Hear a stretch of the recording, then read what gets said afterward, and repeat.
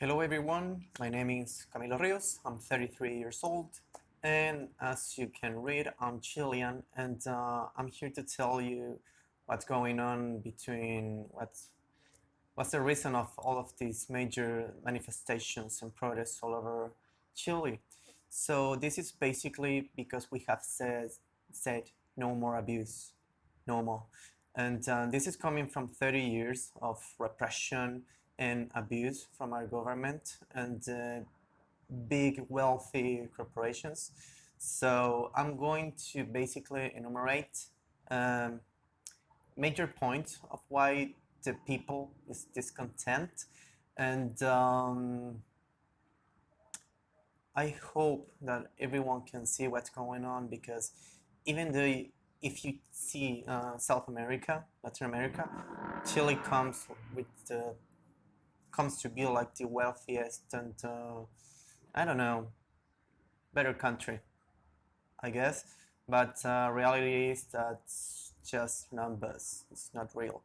So I'm gonna start with basically how did it started, and here I go.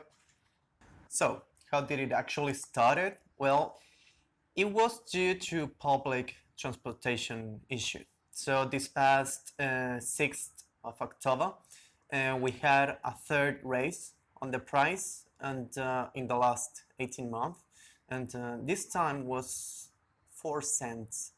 So I can imagine you may think, I mean, it's only 4 cents, right?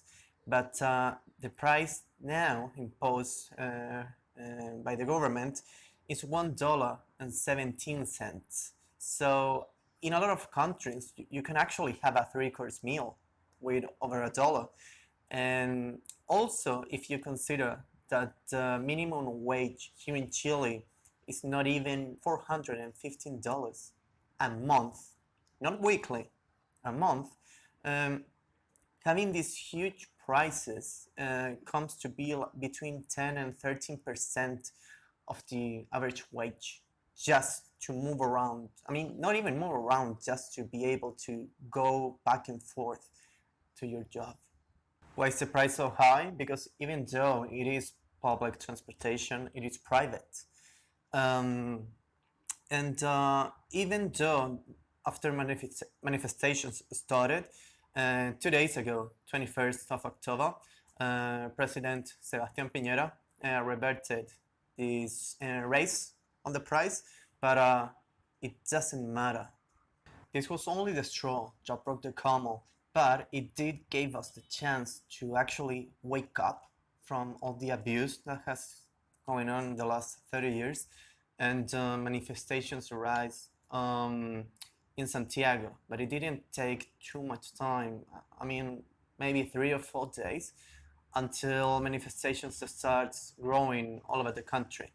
Actually, we are pretty much in the entire country state of emergency, and you cannot be on the streets, outside on the streets after 6 p.m. or 8 p.m. in some cities.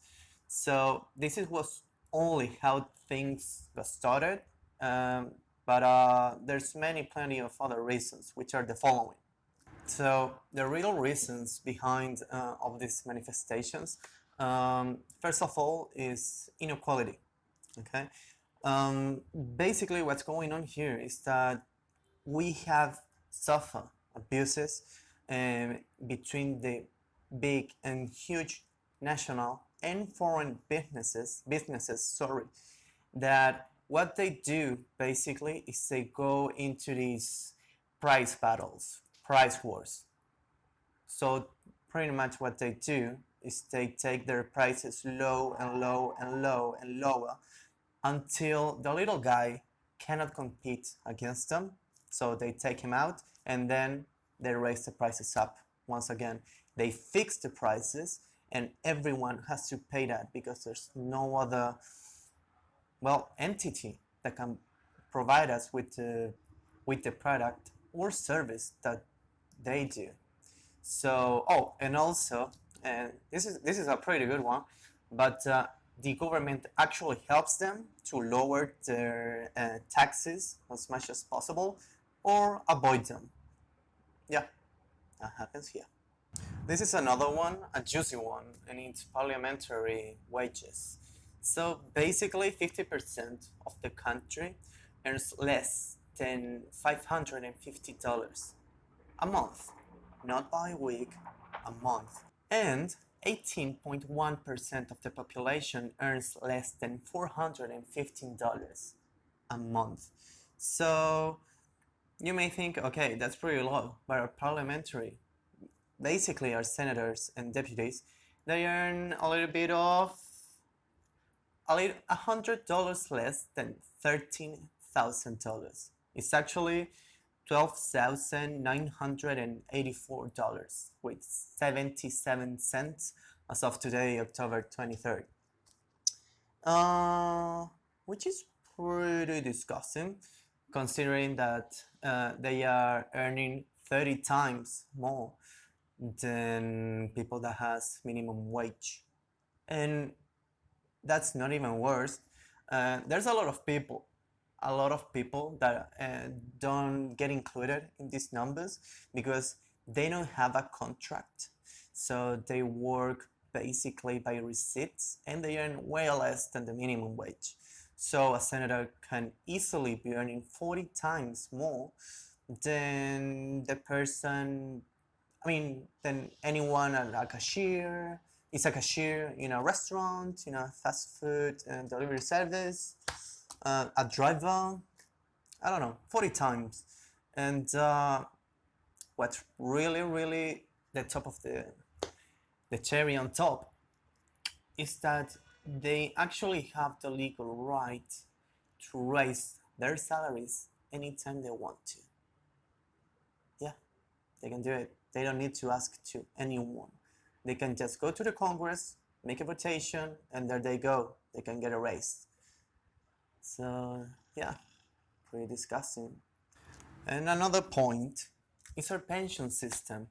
So here women can retire at 60 years old and men at 65 years old, which is okay, it's pretty average around the world.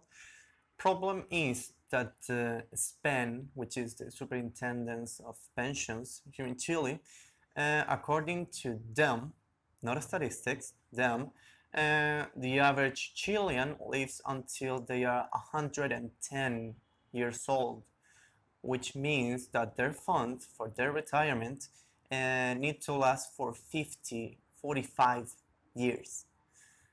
That's insanely crazy because, actually 2 years ago, on 2017, we had a census. There's 17.5 million Chileans and only 4,770 people had over 100. Not even 110, 100. So you have 99.9997% of the population paying for the 0.0003%. That's crazy. Also, there's a bracket, not a bracket, there's this number that determines how much you get in your pension, which is decided by the Superintendence of Pensions and Director, and he can change this number anytime he wants to. So for example, you have a woman that wants to retire when she's 60 and she has, let's say, $68,000, which is way more than average. She only gets around, let me check, $343.55 in her pension. So she's getting $80, $70 less than minimum wage, and she cannot do anything besides getting debt. So that's another one, a juicy one that we're fighting for. Okay, so I've been talking a lot about money. So obviously another point is minimum wage. So as you already know, it is in the order of $415 a month, not by week, a month. So Basically, let's say you have the typical example, you have a family of 4, both parents and 2 kids going to school, and both parents working, and they get the minimum wage, which is pretty average. So in between those two, they earn almost $830 a month. But in transportation to go back and forth to their jobs, and the kids go back and forth to the school, in average they spend, let me check, because I'm gonna put the numbers on the description anyway, so you can check them. But they'll be spending $171 in public transportation, $340 for housing, $200 for food, around $70 for basic services, and basically this sums up $784. So this family, after paying for all of this, they got what, $45 left. So in case of emergencies, if they need remedies, if they need to go to the doctor, what if they need more food, or take a cab due to an emergency, they need to buy clothing, they need to, I don't know, there's a million things I can think of, but I'm more terrified about those that I cannot. And that's a lucky family, because both parents has working jobs. Let's say, same example, but a family that only one of the parents can work, it is impossible, not difficult, it is impossible to be able to pay for all of this. So what they do, they go into debt, and it is a vicious circle that they cannot ever run away from. So that's a huge point also that we're fighting for. Now it's the turn of our healthcare system. So as of 2019, around 80% of all the population here in Chile, which is around 14 million people, is affiliated to FONASA. And this is basically the acronym of our public healthcare, in which you easily can take up to, in which easily you can take 6 months just to get an appointment with a specialist. So if you actually need, I don't know, let's say an operation, yeah, good luck with that one. This one is frankly outrageous, and it's our education system, especially universities. So we actually have 18 state universities, in which of 0 it's free. But it's not that it's free or not, because it could be like it has a low price, which is okay. A lot of these universities, state universities, are way more expensive than private ones. So actually, if you want to save a little bit of money, you will go to a private one. That's stupid. I don't know how to put it. It's stupid, it's a shame. And also the prices to go to get a higher education here in Chile is the most expensive in South America, and at the same time it has the worst quality. So we have crappy education at the highest possible price. Yeah, good one, government. There's actually a lot more problems, like the prices of medications, highways that are not from the state, so they're private and they're pretty expensive. Resources that we sold, because we actually have sold deserts and glaciers to private corporations, because the government is just stupid. And there's plenty more. But I try to focus on the big ones. And now I want to talk about what the government has decided to do due to these manifestations.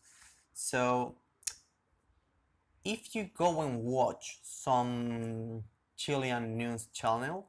You can see a lot of destruction, fires, people robbing, stealing from the supermarkets, and it's actually true.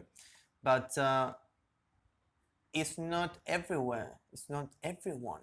It's like 1%, maybe, but the media, I mean, the government has forced the media to not to show this. But luckily, it's 2019, and since we do have our cell phones, I mean, I'm recording this with mine.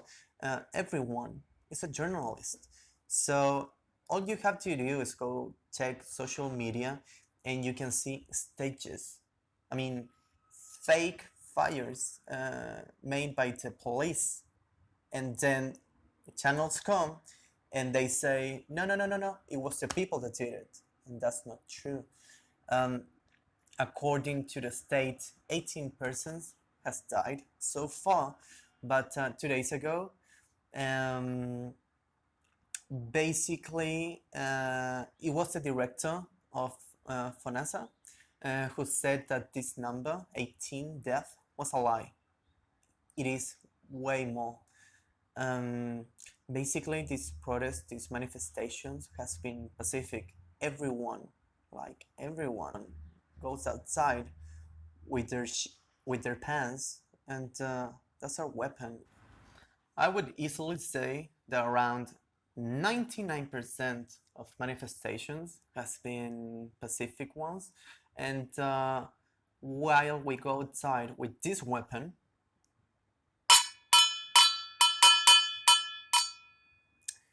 the state, our president, Sebastián Piñera, has decided to take the military on the streets.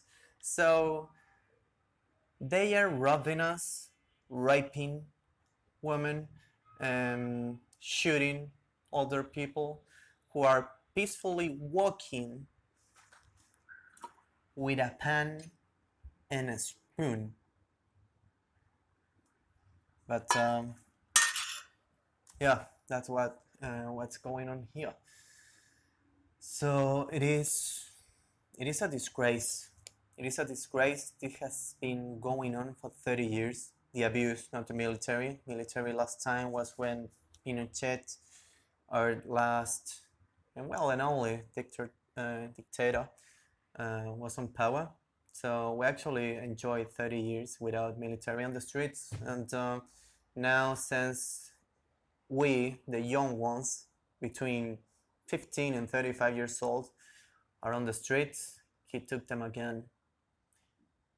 What Sebastián Piñera is trying to do is to force the media to not say the truth, so the older people, those that don't have their cell phones on their hands, keep them stupid without knowing the actual truth. But with the young ones, we do know, and we are fighting for them. So that's basically, I mean, that's it. I mean, I could be talking about this for days, but I want to keep this short. So I'm gonna give a brief description here on the description box, and if by any chance you want to know anything else, just let me know in the comments. And this is going on, and this is through the truth. So if you could please share it and like it so other people can know about this, I'll be really thankful about it. So thank you for your time, and see you next time.